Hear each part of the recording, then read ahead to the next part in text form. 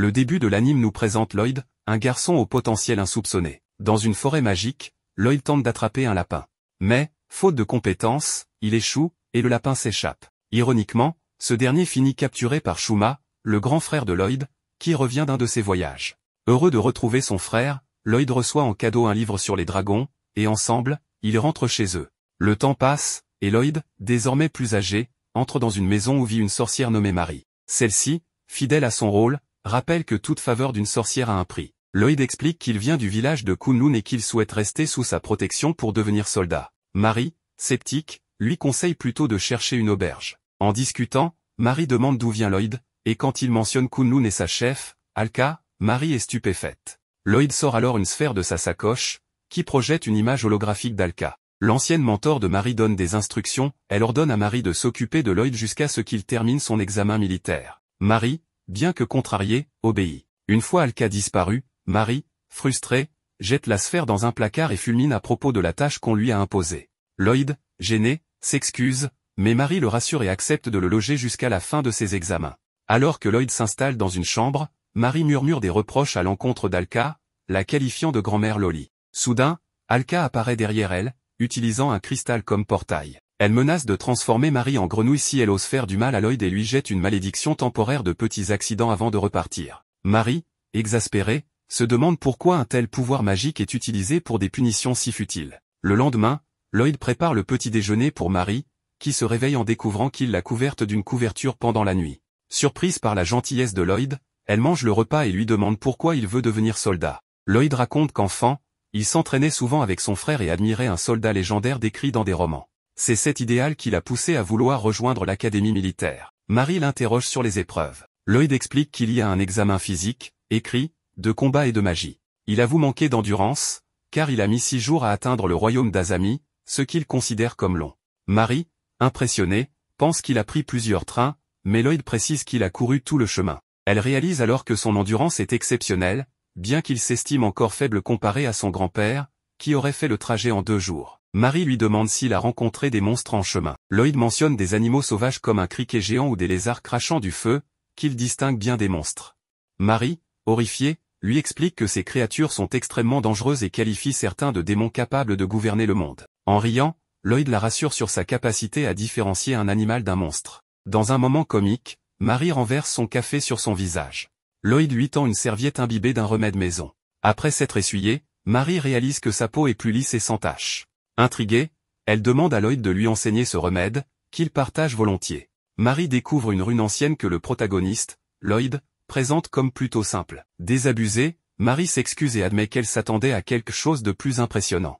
Lloyd explique qu'il maîtrise uniquement une technique appelée pluie magnétique. Marie, stupéfaite, déclare que cette technique est supposée être impossible. Frustrée, elle frappe le mur avec sa tête, le brisant.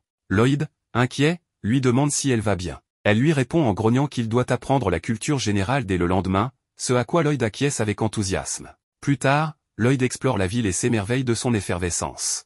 Il entend des passants discuter de prétendus espions attirant des monstres en ville. Tandis qu'il réfléchit à sa première mission, une mystérieuse fille blonde encapuchonnée croise un homme armé d'une hache. Ce dernier la reconnaît comme la princesse Ceinture et l'accuse de risquer l'honneur des nobles en rejoignant l'académie. Ignorant ses provocations, elle s'engage dans une ruelle où elle rencontre un criquet géant. La créature l'attaque, mais Lloyd intervient héroïquement, éliminant la menace en un coup. Il plaisante sur le nombre d'insectes présents en ville, puis aide la jeune fille à se relever, nettoyant son visage avec sa fameuse serviette. Embarrassée, elle cache son visage, et Lloyd lui dit qu'il doit partir car il a des courses à faire. Alors qu'il part, elle se présente sous le nom de Selene et Lloyd en fait de même avant de s'éclipser. Lloyd continue sa route, sautant sur les toits, tandis que Selene, rouge de honte, se promet de se maquiller pour leur prochaine rencontre. Chez elle, Selene se remémore son passé. Surnommée princesse Ceinture en raison d'une malédiction marquée par un bandeau couvrant son visage, elle décide, émue par Lloyd, de retirer ce dernier malgré les risques. À sa grande surprise, la malédiction semble levée. Effondrée par l'émotion, elle murmure que Lloyd est désormais sa force et son destin. Pendant ce temps, Lloyd revient chez Marie après avoir accompli sa mission. Elle le félicite et accepte, gêné, un accessoire qu'il a acheté avec ses économies. Lloyd, insouciant, part préparer le dîner. Le lendemain, une femme observe les nouveaux candidats à l'académie militaire et commente leur diversité. À côté d'elle se trouve Meltfan, un officier inquiet de la disparition de la princesse, jugeant les nouvelles recrues essentielles pour maintenir la stabilité du royaume. Une autre figure, Rio Flavin, une mercenaire unijambiste, suscite des interrogations sur sa loyauté. Par ailleurs, Selene est prise à partie par Alan Litken, un noble arrogant, qui lui reproche de ne pas avoir retiré son bandeau, selon lui un frein à son ascension. Ignorant ces remarques, Selene reste fidèle à elle-même. Rio, observant les candidats, note que Lloyd dégage une aura inhabituelle. En le croisant, elle s'apprête à l'affronter, mais Lloyd, poli, complimente son bras mécanique. Selene surgit et, dans un élan de jalousie, projette Rio contre un mur, se présentant fièrement comme l'allié de Lloyd. Lors de l'épreuve de combat, les candidats doivent frapper un mannequin métallique avec leur arme. Rio, intrigué, surveille Lloyd. Alors que Meltfan s'absente pour d'autres tâches, il exprime sa curiosité, si Lloyd est admis, il sera un atout considérable pour l'armée. La tension monte, annonçant un moment décisif pour le protagoniste. Le lendemain à l'académie, Selene et Rio s'inquiètent de ne pas voir le protagoniste en classe, croyant qu'il a échoué à l'examen d'entrée et qu'ils ne le reverront jamais. Leur inquiétude s'accentue en voyant Meltfan, également confus. Colin réprimande ce dernier pour son manque de concentration et lui ordonne de distribuer des prospectus aux étudiants. Colin en profite pour expliquer que le royaume d'Azami, où ils vivent actuellement, est au bord d'une guerre avec l'Empire Jio. Pendant que Colin poursuit son explication, Meltfan reste préoccupé par l'absence du protagoniste, d'autant plus que l'armée du royaume semble perdue sans lui. De son côté, Rio est aussi distraite, car elle espérait générer une fortune grâce aux exploits du protagoniste. Colin mentionne que depuis 5 ans, le royaume fait face à un problème majeur, la disparition de la princesse Maria Azami. Toute information utile à son sujet sera récompensée par une somme astronomique, une promotion, et d'autres avantages, ainsi qu'un vœu réalisable. Plus tard, on voit le protagoniste errer dans les rues de la capitale, reconnaissant qu'il a échoué à la fois à l'examen de combat et à l'écrit, ce qui explique pourquoi il n'a pas été admis. En chemin, il tombe sur une affiche, mais est attaqué par un grillon géant qu'il élimine rapidement avant de continuer sa lecture. Peu après, il entre dans un restaurant vide où le propriétaire, Chrome, l'attaque par surprise. Mais le protagoniste esquive facilement, terrifiant Chrome par sa vitesse. Chrome, un ancien garde royal, suppose que le protagoniste est là pour lui soutirer des informations. En réalité, ce dernier cherche un emploi et demande poliment un poste à mi-temps. Intrigué, Chrome lui rappelle que son établissement est une taverne et lui demande ses compétences. Le protagoniste répond qu'il sait cuisiner et nettoyer, ce qui surprend Chrome. Pour tester ses capacités, Chrome se prépare à un combat, mais le protagoniste interprète cela comme un défi culinaire et commence à préparer un plat. Pendant qu'il cuisine, le protagoniste raconte son échec à l'examen, qui l'a empêché d'entrer à l'académie militaire. Chrome, sceptique, pense qu'il ment, bien que ce soit vrai. Le protagoniste explique qu'il ne veut pas retourner chez lui les mains vides, car son village l'a célébré avant son départ. Il prévoit donc de rester dans la capitale jusqu'à l'année suivante pour retenter l'examen. À l'académie, les filles et Meltfan sont surpris de voir les gribouillis de Lloyd. Colin arrive et corrige Meltfan pour sa distraction. Selene montre la copie de Lloyd à Colin, et en voyant la copie, elle est surprise. Meltfan quant à lui pense que les gribouillis sont les raisons de l'échec de Lloyd. Toutefois, Colin reconnut ces gribouillis comme des ruines anciennes, et donna une raclée à Meltfan pour ne pas s'en souvenir, car Meltfan avait pourtant convaincu Colin qu'il s'agissait de ruines anciennes, ce qui l'a poussé à les étudier. Cependant, Colin découvre ensuite que ces gribouillages sont bel et bien des ruines anciennes, capables de réaliser des choses que les mages ordinaires ne peuvent pas. Meltfan mentionne aussi avoir discuté avec l'examinateur du protagoniste. Pendant ce temps, le protagoniste sert à Chrome un risotto tomate-poisson. Impressionné par ses talents culinaires, Chrome reste prudent mais goûte le plat, tout en se méfiant d'une éventuelle attaque. Grâce à ces méthodes, Meltfan parvient à obtenir des informations sur le protagoniste. Ce dernier aurait déclaré que sa seule magie consistait à faire pleuvoir, ce qui semble incroyable. Cependant, étant donné qu'il écrit inconsciemment avec des runes anciennes, il pourrait posséder un arsenal caché de sorts puissants. De son côté, Chrome est stupéfait par la qualité exceptionnelle du plat préparé par le protagoniste. Ce dernier gagne sa confiance et obtient le poste à mi-temps, même si Chrome reste méfiant, conscient du potentiel exceptionnel du protagoniste et décidé à continuer son enquête sur lui. Plus tard, Selene propose à Colin une idée audacieuse, retrouver la princesse disparue et utiliser cette prouesse pour faire admettre le protagoniste à l'académie. Enthousiasmé par cette idée, Colin accepte, désireuse de voir comment le protagoniste maîtrise les runes anciennes. Pendant ce temps, le protagoniste retourne chez Marie et Alka pour leur annoncer qu'il a échoué à l'examen d'entrée, mais qu'il prévoit de réessayer l'année prochaine. Il leur demande la permission de rester chez elles en attendant et leur révèle qu'il a décroché un travail à mi-temps pour payer son loyer. Marie et Alka acceptent sans problème. Reconnaissant, le protagoniste prépare un dîner pour exprimer sa gratitude. Marie, intriguée par la décision d'Alka d'accepter le protagoniste, lui pose une question sérieuse sur la possibilité de sauver le royaume. Elle lui rappelle que le roi Azami, influencé par des forces extérieures, est devenu un fervent partisan de la guerre, menaçant de déclarer un conflit lors du prochain festival de la Fondation nationale. Ce festival, qui rassemble des officiels et des dirigeants étrangers, pourrait marquer le début des hostilités avec l'Empire Jio. Marie est déterminée à empêcher cela. Alka rappelle cependant leur statut d'originaire de Kunlun, un village neutre, et leur interdit d'intervenir dans ce qu'elle considère comme une querelle humaine motivée par l'orgueil. Malgré ces avertissements, Marie reste convaincue de son devoir et lui révèle qu'elle a risqué sa vie 5 ans auparavant pour apprendre à utiliser la rune de désenchantement. Alka lui demande de ne pas impliquer le protagoniste, sous peine de l'envoyer de force à Kunlun. Avant de partir, elle confie à Marie la responsabilité de l'aider à intégrer l'académie. Le lendemain, Ryo et Meltfan se retrouvent dans la taverne de Chrome pour discuter de leur plan d'action. Ils s'organisent pour aider le protagoniste à intégrer l'académie et, en parallèle, cherchent des indices sur la princesse disparue. Selena se charge de localiser le protagoniste, convaincu qu'il partage une connexion spéciale. Pendant ce temps, Ryo et Meltfan explorent les pistes concernant la princesse.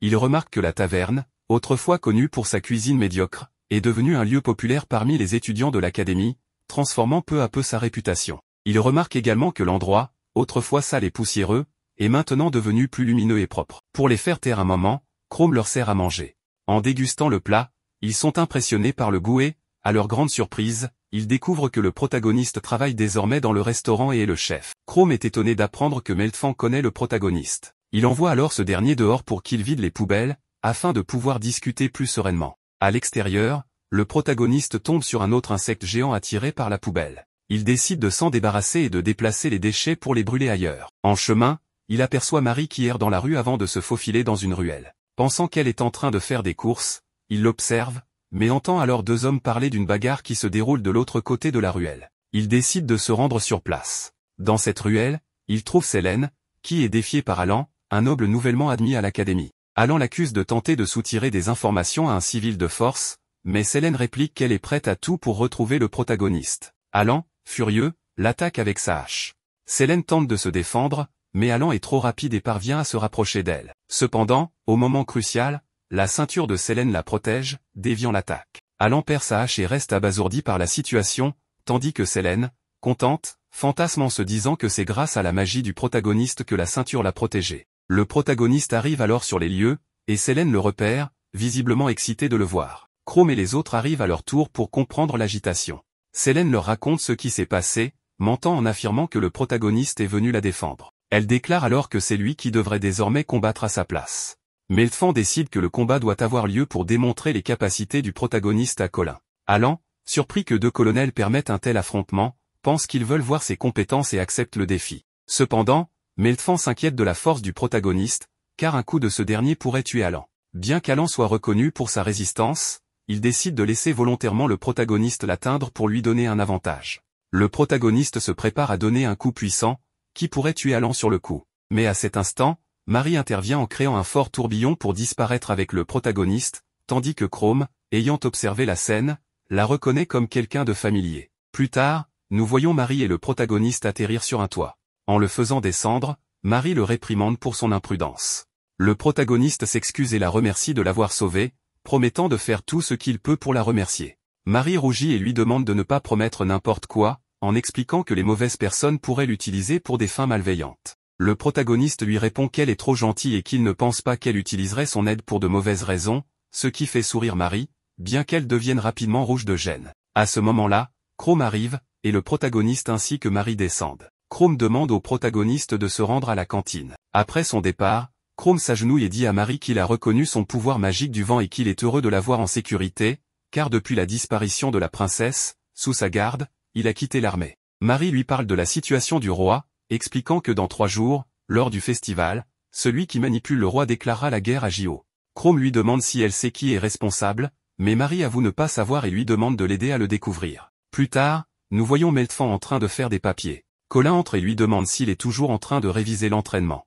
Meltfan répond qu'il le fait pour la paix du royaume. Colin lui demande pourquoi il travaille aussi dur, et Meltfan lui explique qu'autrefois, dans une ville frappée par la famine, il vivait dans une grande pauvreté. L'armée de Jio a profité de la situation pour attaquer et piller ce qu'ils avaient. Il a donc promis de ne jamais laisser cela se reproduire. Le lendemain, Selene et Ryo cherchent des informations sur la princesse, et Selene se fait du souci car elle n'a pas revu le protagoniste depuis l'incident de la veille. Ryo lui dit de ne pas s'inquiéter, car elle et le protagoniste sont amants et qu'elles se reverront bientôt. Selene rougit et déclare que le destin les a réunis. Elle décide alors de se rendre chez Marie pour acheter des informations sur la princesse. Lorsqu'elles arrivent et frappent à la porte, elles sont surprises de voir que le protagoniste leur ouvre. Il les invite à entrer et Rio demande à Selene si elle ne savait pas que le protagoniste loge chez Marie, pensant qu'elles étaient amoureuses.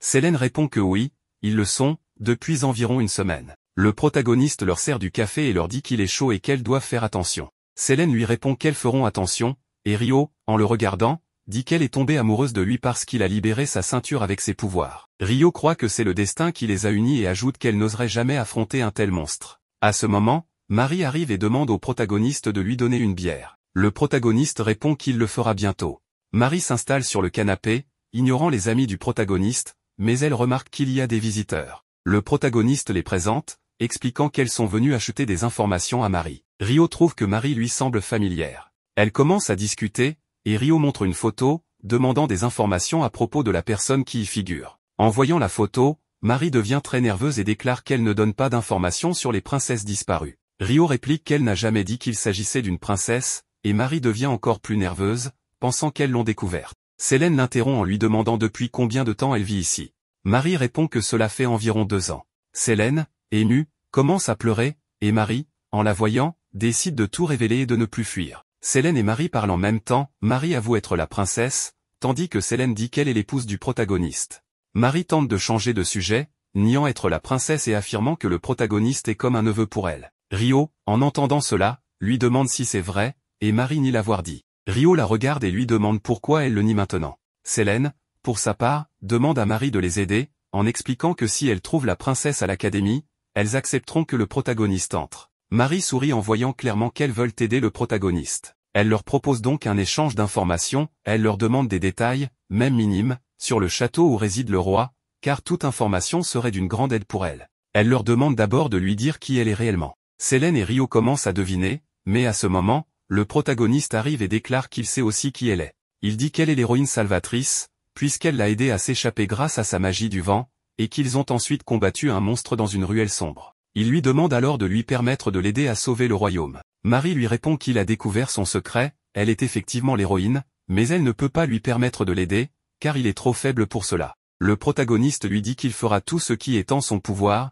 qu'il donnera le meilleur de lui-même, car il veut devenir un grand militaire. Marie lui dit que c'est suffisant, mais elle semble perturbée. Le protagoniste, triste d'avoir trop demandé, s'excuse et s'apprête à partir. Marie, voyant cela, demande à Selene et Rio de l'aider, invoquant clairement le nom de la princesse, et ainsi révèle sa véritable identité en tant que Marie Azami, princesse du royaume d'Azami. Rio lui demande des explications sur son traitement du protagoniste. Marie lui explique que celui-ci vient du village de Kunlun, où ses habitants sont interdits de s'impliquer dans les conflits humains. Rio comprend alors pourquoi le protagoniste possède une telle force, mais elle ajoute que s'il se mêle au conflit, il sera renvoyé dans son village et ses rêves seront détruits.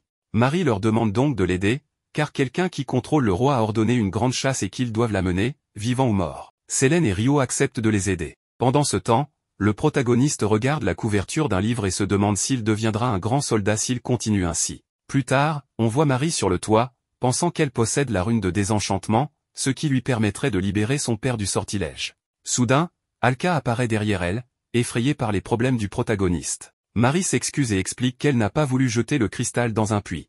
Alka, toute mouillée, lui dit qu'elle n'est pas en colère, mais qu'elle a lancé un sort qui oblige Marie à dire Mio à la fin de chaque phrase. Alka essuie l'eau et lui annonce qu'elle emmènera le protagoniste en rendez-vous le jour du festival. Le lendemain, Selene et Rio interrogent les habitants du royaume à la recherche d'informations. Elles croisent un homme qui leur dit qu'il n'a pas vu la personne qui a donné l'ordre pour chercher la princesse, mais qu'il répétait toujours une phrase. Rio lui demande quelle phrase, et l'homme répond « Pour la paix du royaume ». Le soir venu, on voit Alka et le protagoniste se promener lors du festival. Alka remarque que le protagoniste semble déprimé et essaie de le remonter un peu, mais voyant que rien ne fonctionne, elle lui propose du chocolat à la banane. Le protagoniste la regarde, surpris, et elle lance alors le chocolat en sa direction. C'est à ce moment qu'ils entendent des cris de panique et voient un groupe de sauterelles géantes attaquer le festival. D'un autre côté, on voit Meltfan, Chrome et le roi. Chrome demande au roi de le réintégrer dans son armée, et Meltfan lui répond qu'il n'a aucune objection. Cependant, Chrome lui dit d'être sûr de lui, car il s'est récemment réuni avec la princesse,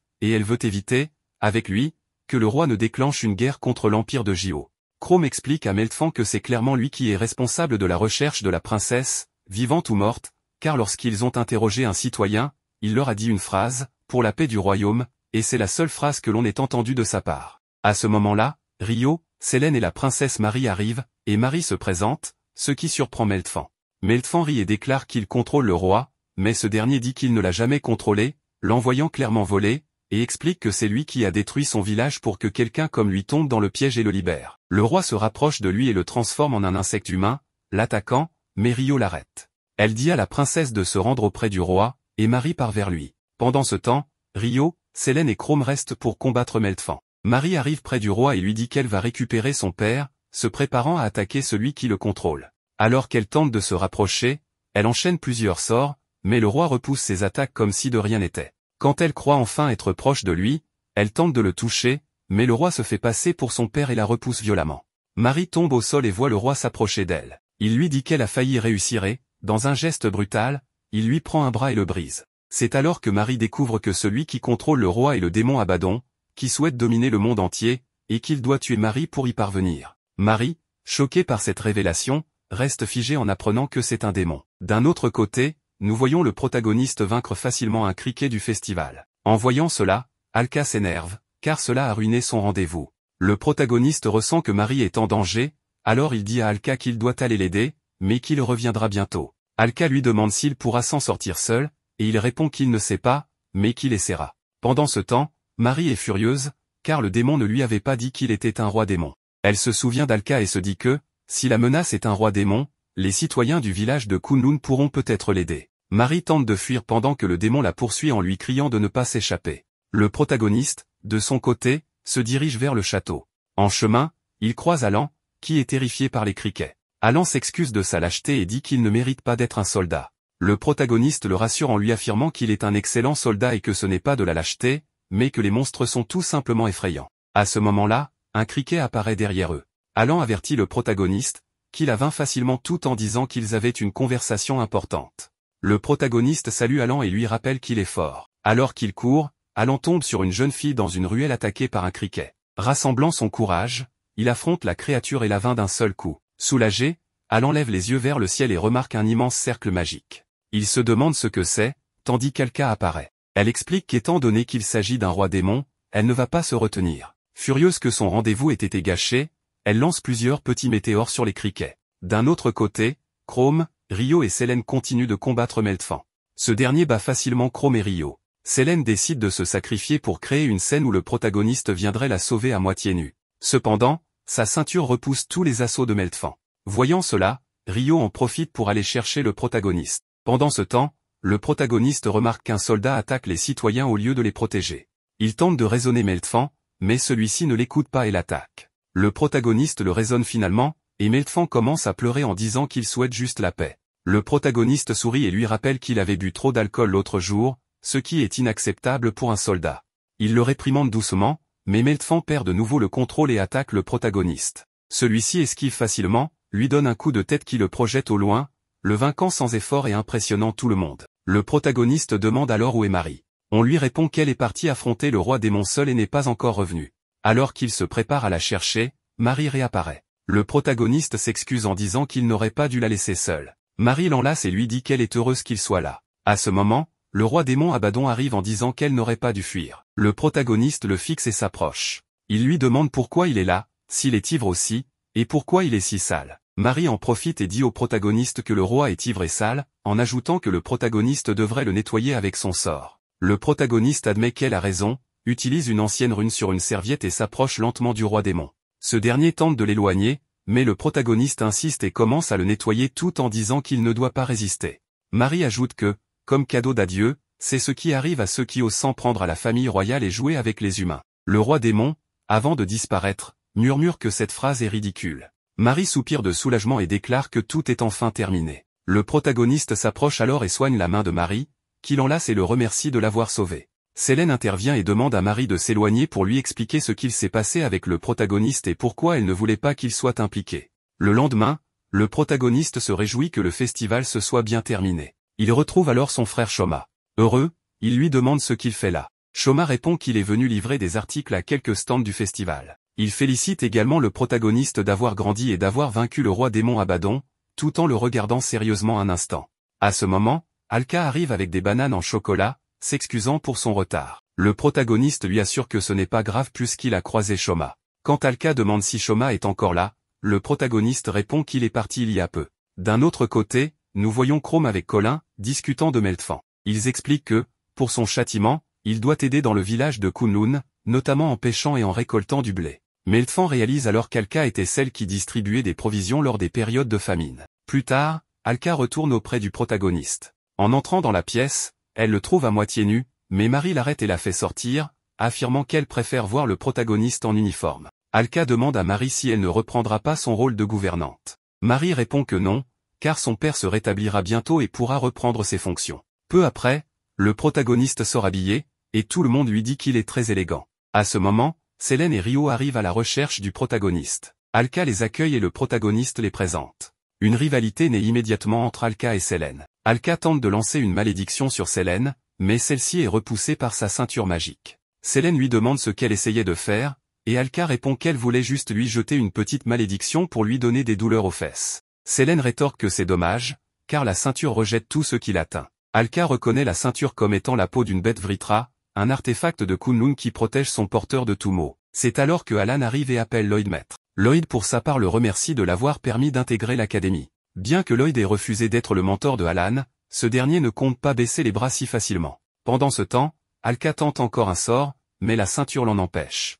À partir de là, les choses commencent à partir dans tous les sens mais Marie met fin à cela et dit à Lloyd et ses amis de partir à l'école. Le protagoniste et ses amis se mettent en route pour l'académie. Plus tard dans la nuit, nous voyons Chrome conduire une charrette avec Marie et le protagoniste à bord. Ils se dirigent vers un endroit où une épée sacrée est exposée. À leur arrivée, le protagoniste commence à tout ramasser. À ce moment-là, Marie mentionne que seule une personne dotée d'une grande quantité de pouvoir magique peut retirer cette épée. Cependant, le protagoniste, comme si de rien n'était, retire l'épée et la met dans un sac. Un peu plus tard, on voit Chrome se diriger vers le royaume et demander à Marie ce qu'ils feront de l'épée. Marie répond que le maire fera probablement une réplique et qu'ils diront qu'un grand chevalier l'a retirée. Elle touche l'épaule de Chrome et lui dit de compter sur elle. Le lendemain, on voit le protagoniste à l'académie, appréciant s'entraîner. Plus tard, en classe, leur professeur Colin arrive et annonce qu'ils choisiront les candidats pour participer à une compétition contre l'académie de sorcellerie Lokjao. Les étudiants se demandent de quoi il s'agit, et Alan leur explique que c'est un événement annuel. Un peu plus tard, on retrouve les élèves sur le terrain d'entraînement, où Colin leur explique les 3 types de magie, les incantations, où les sorts sont prononcés, les sigils, où ils sont écrits avec des runes, les conduits, où ils utilisent un bâton magique ou des pierres magiques. Colin leur explique qu'ils devront s'entraîner, car chaque type de magie a ses inconvénients. Ensuite, chacun montre ses capacités, mais, comme d'habitude, le protagoniste se démarque dans toutes les épreuves. Selene s'approche de Colin pour lui demander de lui apprendre la magie de guérison afin de soigner les personnes grièvement blessées ou proches de la mort. Rio intervient, affirmant que la magie de guérison serait utile pour leur groupe et qu'il aimerait aussi l'apprendre. Alan arrive et dit que la magie de guérison n'est pas si difficile à apprendre, alors pourquoi ne pas commencer immédiatement? Le protagoniste dit qu'il veut aussi apprendre. Colin accepte de leur enseigner mais explique qu'ils auront besoin de quelqu'un pour pratiquer. Selene dit qu'elle a déjà un candidat en tête, et donne un coup de pied à Alan. Ce dernier tombe au sol en protestant, mais Colin félicite Selene en disant qu'Alan sera parfait pour cela, puisqu'il sera constamment soigné et qu'il ne ressentira pas de douleur. Pendant ce temps, Marie prend un café et remarque quelqu'un qui l'observe. Une autre fille entre alors, expliquant qu'il s'agit de clients. Elle se présente comme Mena Kinon, accompagnée de Philo Kinon, sa sœur mercenaire de Lokjao. Marie leur demande ce qu'elles veulent, et elle lui montre une photo de Rio. Marie reconnaît Rio et Mena lui demande si elle la connaît. À ce moment-là, Philo sent la présence du protagoniste et se prépare à attaquer. Dès son entrée, le protagoniste reçoit un coup de pied à la tête, puis un coup au flanc, mais il ne réagit pas. Pensant qu'elle essayait d'écraser une mouche, il s'excuse de ne pas s'être poussé, ce qui surprend la jeune fille. Il remarque alors la photo de Rio et demande si elles la connaissent. Soudain, Philo se rapproche et demande à Lloyd de le prendre comme apprenti, en disant qu'elle fera tout ce que Lloyd lui dira. Le protagoniste refuse, expliquant qu'ils sont chez Marie. Philo s'approche de Marie pour lui demander, mais elle finit par éjecter Philo de la maison. Le protagoniste, blessé, se plaint d'avoir une côte cassée, mais Marie est impressionnée par la puissance de Philo et promet de le soigner. Cependant, il refuse, affirmant qu'il sera guéri dans 3 heures. Marie commence à fantasmer sur le protagoniste, mais Alka arrive et lui demande si elle est allée au village de l'épée. Marie confirme que c'était pour le travail. Alka lui demande si elle a goûté au protagoniste, ce à quoi Marie répond oui avant de se transformer en papillon. Le protagoniste entend un bruit et va voir ce qu'il se passe, mais Alka lui dit que Marie est probablement dans les parages. Plus tard dans la nuit, Marie reprend sa forme normale. Marie maudit Alka de l'avoir transformée en papillon. Le protagoniste la voit nue mais l'ignore complètement. Marie, en pleurant, s'habille et s'allonge sur le sol, affirmant qu'elle dormira là. Le lendemain, à l'académie, pendant que les élèves s'entraînent, Chrome les observe de loin et murmure qu'il leur prépare une surprise. Rio s'approche de Colin et lui demande pourquoi elle est si déterminée à gagner. Colin explique que c'est à cause de la directrice de l'académie Lockjaw, une femme serpent qu'elle déteste visiblement. À ce moment-là, la directrice apparaît et demande si Colin parle d'elle. Colin la regarde et l'appelle Roll. Elle lui demande ce qu'elle fait ici, car les matchs sont encore loin. Roll s'approche de Rio et la salue, se réjouissant que son bras aille mieux. Elle lui rappelle qu'elle doit revenir à l'académie pour ne pas perdre quelque chose d'encore plus précieux. Selene, intriguée, demande à Colin qui est cette femme. Colin répond que Roll Calcifé était son ancienne camarade, mais qu'elle s'est fait des ennemis à l'académie avant de finir par en devenir la directrice. Roll quitte les lieux en disant qu'elle attend les matchs avec impatience. Philo, voyant le protagoniste, s'approche de lui et lui dit qu'elle attend aussi sa réponse tout en lui prenant la main. Selene intervient, les sépare, et demande qui elle est. Philo s'éloigne sans répondre, et le protagoniste explique à Selene qu'elle souhaite vivre avec eux. Selene, jalouse, boude. Quelques jours plus tard, le protagoniste remarque que Rio est très triste. Chez lui, en préparant le dîner, Marie lui dit que tout est délicieux, mais le protagoniste, visiblement découragé, la remercie à peine. Il lui confie vouloir remonter le moral d'une fille, et Marie, pensant qu'il parle d'elle, lui suggère de l'inviter à un rendez-vous. Cependant, il la déçoit en révélant qu'il veut inviter Rio. Le lendemain, Selene et Alan tentent de remonter le moral de Rio, mais elle ignore Selene et frappe Alan. Le protagoniste intervient et propose à Rio de sortir ensemble. Plus tard, on les voit dans un café, mangeant des beignets. Le protagoniste demande à Rio de lui raconter ce qui s'est passé, car ils sont amis et il veut l'aider. Pendant ce temps, Selene les observe depuis la fenêtre. Elle essaie d'entrer dans le café avec Alan, qui, en voyant une ombre, dit qu'il s'agit d'un cafard géant. Selene, furieuse, le frappe et le propulse loin avant d'entrer. Rio explique au protagoniste qu'elle et Roll se connaissent depuis l'enfance, ayant grandi ensemble dans un orphelinat. Un jour, Roll est réapparu avec un bras étrange, et la donne à Rio pour faire amplifier son mana afin qu'elle retire l'Excalibur. Après cela, Roll a mis une prime sur la tête de Rio pour des crimes qu'elle n'a pas commis, la poussant à fuir l'orphelinat. Le protagoniste lui prend la main et lui dit de ne pas fuir, mais de rester avec eux à l'académie. Selene arrive et demande pourquoi Rio ne lui a jamais parlé de cela. Elle ajoute que si Rio quitte l'académie, elle s'ennuiera. Rio sourit, heureuse d'avoir ses deux amis à ses côtés. Le jour suivant, tout le monde est prêt pour les matchs. Une classe supplémentaire de l'académie militaire, composée d'étudiants de deuxième année, fait son apparition, dirigée par Mikona Zol. Cette dernière se vante d'être meilleure que le protagoniste et annonce qu'elle sera la première à combattre. Plus tard, Mikona se prépare pour son combat contre Philo. Alors que Mikona canalise sa magie, Philo, avec un seul coup, la met KO. Le protagoniste s'approche pour l'aider à se relever, mais elle refuse son aide, affirmant qu'il ne doit pas la sous-estimer. Par la suite, Mikona se rend chez Marie pour qu'elle la soigne. Elle rougit et est touchée par l'attention de Marie. Lorsque le protagoniste arrive, Mikona le salue, et Marie, intriguée, lui demande s'ils se connaissent. Le protagoniste explique qu'ils se sont rencontrés pendant les matchs de pratique interscolaire. Marie demande alors ce qu'il prévoit de cuisiner pour le dîner, mais le protagoniste garde le secret, promettant une délicieuse surprise.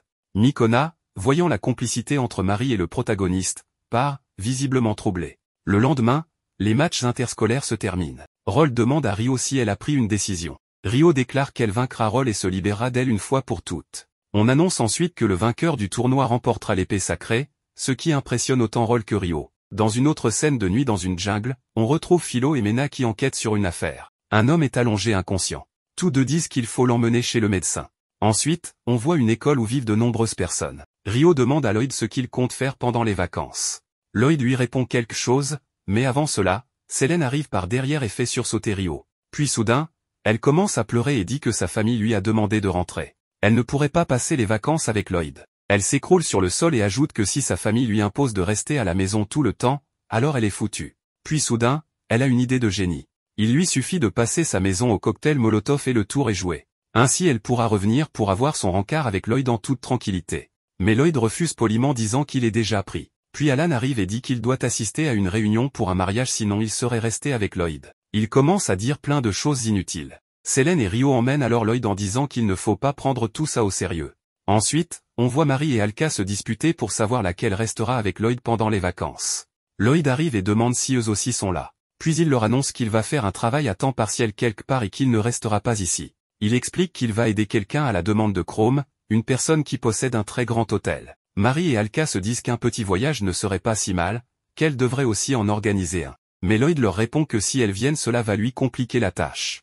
En entendant cela, un énorme rocher tombe symboliquement sur Marie et Alka. Le lendemain, le propriétaire du grand restaurant dit qu'un enfant va venir faire un travail à temps partiel. En sentant la puissance de Lloyd, le propriétaire commence à se sentir mal. Il pense même qu'il va mourir. Lloyd arrive et dit qu'il est là pour travailler. Le propriétaire du restaurant répond que Chrome avait raison, qu'il est très fort. Il explique ensuite qu'il se passe des choses étranges ici comme des gens qui s'endorment sans arrêt. Il n'y a pas de danger mais cela reste très inquiétant. Le propriétaire dit alors qu'il va donner du travail à Lloyd. Il lui demande de nettoyer un très grand espace. Lloyd accepte sans problème. Puis une jeune fille apparaît et commence à parler au propriétaire. Celui-ci lui dit qu'elle ne travaille jamais et qu'elle dort tout le temps dès qu'on détourne le regard. Il ajoute que désormais Lloyd travaillera avec elle pour le nettoyage. La fille rit de manière étrange. Dès que le propriétaire part, elle lui donne un balai et lui dit de tout nettoyer. Elle lui donne même des instructions mais entre-temps Lloyd a déjà tout nettoyé. Lloyd lui dit qu'il a terminé le ménage mais qu'il n'a pas encore nettoyé le toit. Il y monte alors et nettoie aussi le toit. Le propriétaire arrive et s'excuse de le déranger. La fille s'étonne en se demandant qui est donc ce garçon.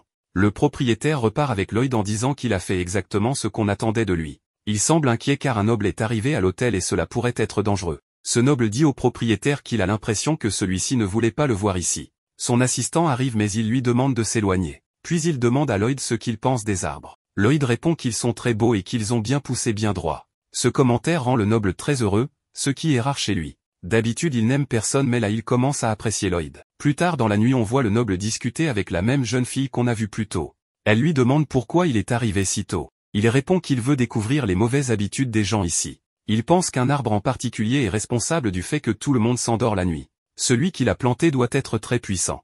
La fille lui dit qu'elle connaît quelqu'un de très fort qui vient d'arriver pour travailler. Le noble lui remet alors un pot contenant une herbe et lui dit de l'utiliser sur ce garçon. Cela leur permettra de savoir s'il est impliqué. La fille prépare donc un thé et le donne à Lloyd en lui disant que beaucoup de gens s'endorment ici alors qu'il devrait boire ce thé pour rester éveillé durant son service de nuit. Le propriétaire arrive et lui reproche de boire du thé au lieu de travailler. Il goûte le thé lui-même puis dit que personne ne devrait boire ça. La fille s'enfuit alors en sautant par la fenêtre. On découvre que Rio est arrivé à l'hôtel. Elle demande au personnel de lui apporter quelque chose. Lloyd arrive alors. Rio est surprise de le voir et lui demande ce qu'il fait là. Il répond qu'il travaille à temps partiel. Ensuite on voit une scène dans la jungle. Selene et son père sont assis dans une calèche. Selene demande à son père où ils vont. Elle trouve étrange la tenue qu'elle porte pour aller dans cet endroit. On découvre alors que Selene a été piégée. Deux servantes lui souhaitent bonne chance. Son père lui révèle qu'elle va rencontrer un membre d'un escadron d'élite pour un mariage arrangé et c'est Alan. On savait depuis le début qu'Alan devait aller à une rencontre matrimoniale. Selene dit qu'elle s'en va mais son père lui barre le chemin et lui dit qu'elle n'ira nulle part. Arrive alors l'heure de la rencontre. Le père d'Alan un noble dit qu'il faut arrêter de faire traîner les choses.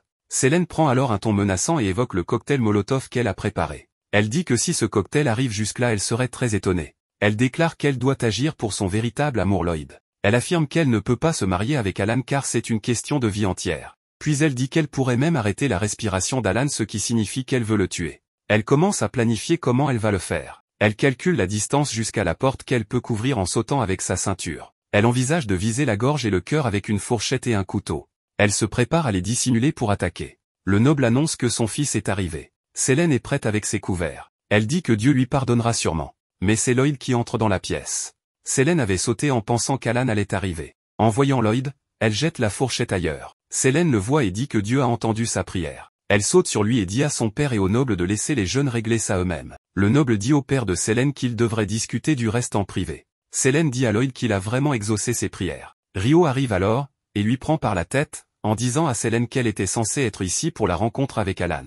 Elle ajoute qu'il est étrange qu'Alan devait venir ici mais que c'est Lloyd qui est là. Puis on nous montre ce qui s'est passé juste avant. Alan était allongé inconscient et ne reprenait pas ses esprits. Comme beaucoup de gens s'endorment près de cet hôtel, Alan aussi s'est endormi.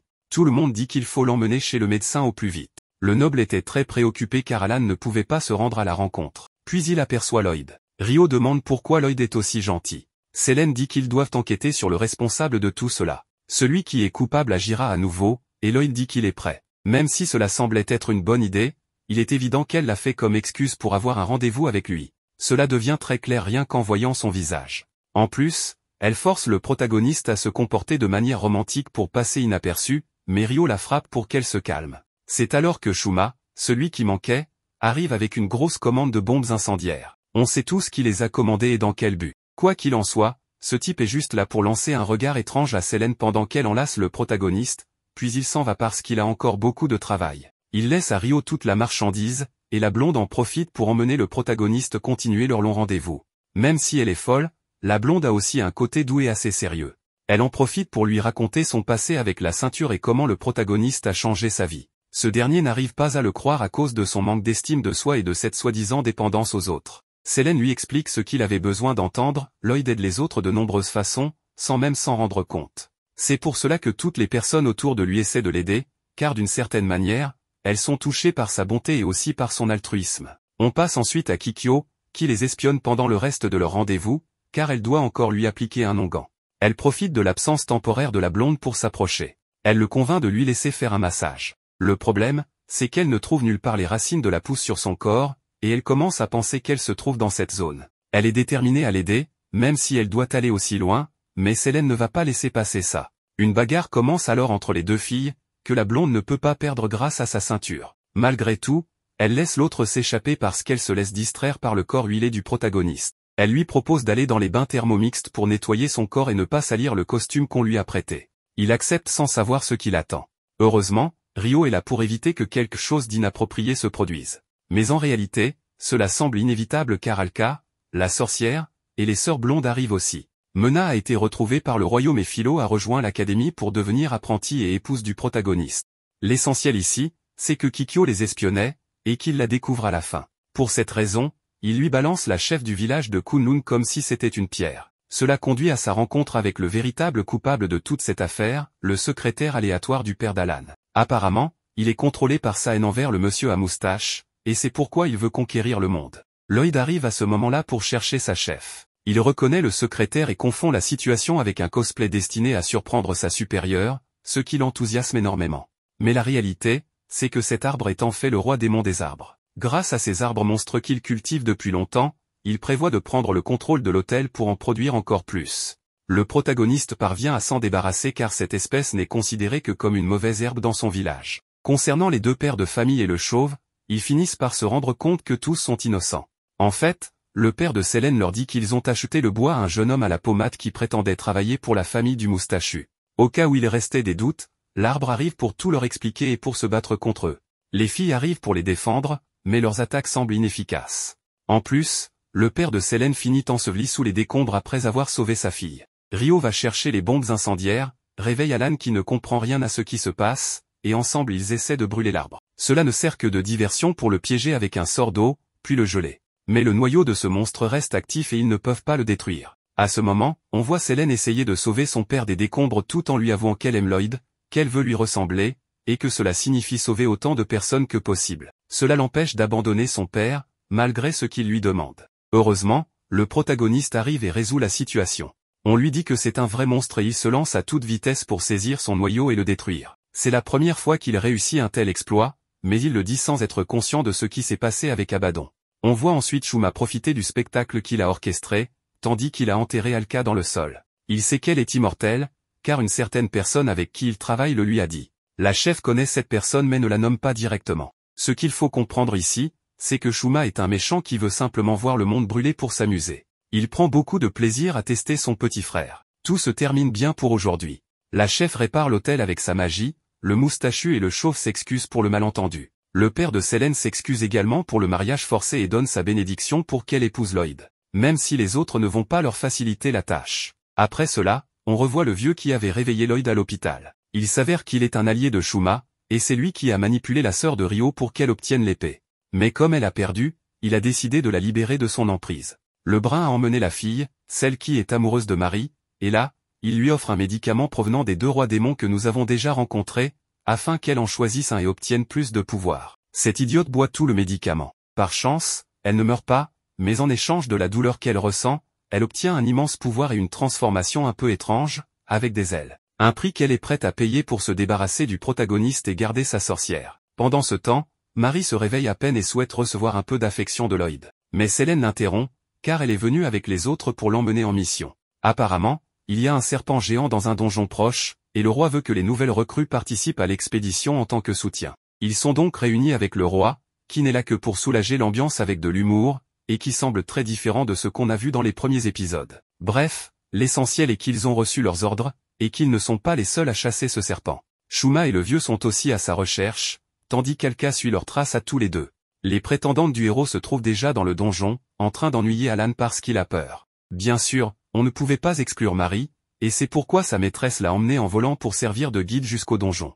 Avant même qu'on ne s'en rende compte, les 4 élèves se retrouvent séparés dans le donjon à cause d'une bêtise, car les 2 blondes veulent savoir si Rio est vraiment amoureuse de Lloyd pour la considérer comme une rivale ou non. Rio ne veut pas prendre au sérieux cette conversation, et heureusement, elle n'a pas à la supporter longtemps, car tout se met soudainement à trembler. Cela a été causé par le mauvais atterrissage de la sorcière et de sa maîtresse. Elle se sépare ici, car Alka connaît parfaitement son objectif. Pendant ce temps, Marie cherche une sortie et finit par tomber sur Mikona, piégée dans une transe à cause du médicament qu'elle a pris. Elle est complètement folle à présent, et attend que le héros arrive pour en finir avec lui, car elle lui en veut de lui avoir volé son bien-aimé. Marie est d'abord terrifiée à l'idée que Lloyd aime les hommes, mais elle est encore plus effrayée quand cette fille l'attrape pour s'amuser un peu. Heureusement, Lloyd arrive juste à temps pour la sauver, en demandant poliment. Mais cette fille ne veut rien entendre et menace de faire des choses avec Marie si Lloyd ne veut pas se battre. Le héros croit qu'elle parle de la tuer, alors il commence à prendre le combat au sérieux. Il bloque plusieurs attaques et résiste du mieux qu'il peut sans contre-attaquer, car elle est plus rapide que lui. Malgré tout, les attaques de Mikona ne l'atteignent pas, jusqu'à ce que les 3 autres filles arrivent après avoir suivi le bruit, et qu'elles soient attaquées à leur tour. Lloyd est alors forcé d'encaisser le coup pour les protéger. Une bataille d'idéaux commence ici. Mikona lui dit qu'il est faible parce qu'il a des amis. Mais pour lui, ses amis sont la force qui le pousse à avancer. C'est pour elle qu'il veut devenir plus fort qu'il ne l'est déjà. C'est pour elle qu'il est prêt à se battre, et c'est grâce à elle qu'il pourra devenir le soldat qu'il rêve d'être. Il ne laissera personne les insulter. Le dernier échange de coups commence, avec une animation correcte. Celle qui semble avoir l'avantage est la méchante, qui lance sa dernière attaque en pensant que tout est terminé. Lloyd utilise alors ses lianes pour l'attraper et l'empêcher de fuir. Il la secoue dans tous les sens avant de la projeter loin du donjon, jusqu'à ce qu'elle disparaisse dans le ciel. À ce moment-là, une voix félicite le héros pour ce beau combat. Il s'agit du serpent géant qu'il cherchait. En réalité, c'est Vitra, le serpent gardien de Kunlun, dont la peau a servi à fabriquer la ceinture de Selene. Il protège les sceaux magiques et le pouvoir d'Alka. C'est un peu fou, car il n'aime pas la voir, étant donné qu'elle lui fait souvent des misères, comme cette fois où elle a utilisé l'épée sacrée pour couper un bout de sa peau et s'en faire une ceinture. À ce moment, le vieux fou apparaît. Son aura est complètement maléfique et dangereuse. Il s'appelle Sue et il est totalement cinglé, ne disant que des absurdités sur les héros et le destin. La chef arrive aussi pour l'arrêter, mais il profite d'un moment d'inattention pour se placer derrière Vitra et tente de le tuer en détruisant son noyau. Le but est de briser le sceau de Kunlun et de plonger le monde dans le chaos total. Cela devrait faire disparaître les pouvoirs d'Alka, donc il décide de ne pas empêcher son attaque. Mais surprise, Alka conserve tous ses pouvoirs, car l'âme de Vitra a pris possession de la ceinture faite de sa peau. Le vieux pense que tout cela était un plan d'Alka, mais en réalité, elle avait fabriqué un tablier qui a été découpé par erreur en faisant des pattes, et elle l'a vendu pour un peu d'argent. C'est précisément pour cette raison que le serpent était si en colère, et pourquoi il la gifle. Mais cela a permis d'éviter la catastrophe et de forcer le vieux à battre en retraite. Le donjon commence à s'effondrer. Alan part sauver ses amis. En chemin, il aperçoit une ombre qui le fait croire à la présence d'un monstre, alors il brandit sa hache pour le vaincre. À ce moment-là, les secousses commencent, et le reste des soldats pensent que cela vient de son pouvoir. Après avoir vu tout le monde fuir, on passe à la salle du palais, où on le récompense. Pour n'avoir rien fait. Il ne veut évidemment pas cela, mais le roi est têtu, et il lui accorde même le titre de tueur de dragons. D'un autre côté, on voit Lloyd qui pense très sérieusement à son ennemi. C'est quelque chose de très grave, car l'histoire qu'il aime tant sur le héros a un protagoniste portant le même nom que le vieux. Et pour finir, Alka apparaît chez Marie pour mettre Selene dans un sac et lui dire qu'elle l'emmène à Kunlun pour une mission.